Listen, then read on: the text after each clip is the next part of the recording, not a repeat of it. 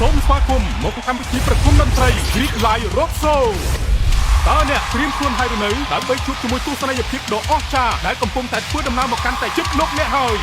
កម្មវិធីប្រគំតន្ត្រី Grid Live Rock Show ដែលនឹងនាំមកនូវបទពិសោធន៍កម្សាន្តបែបថ្មីស្រឡាងជាមួយឆាកតន្ត្រីឡានចល័តដ៏ទំនើបរបស់ Grid Premium Live Beer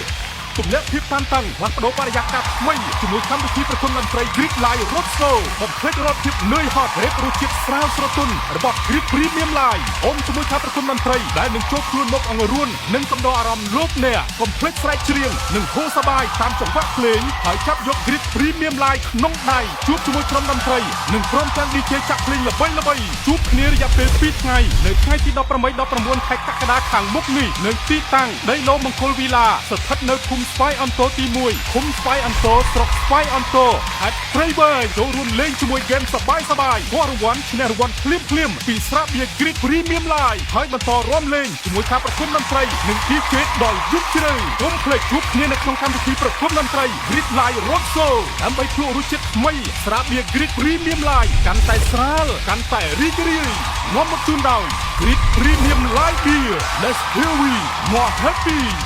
ពិសាដោយការទទួលខុសត្រូវ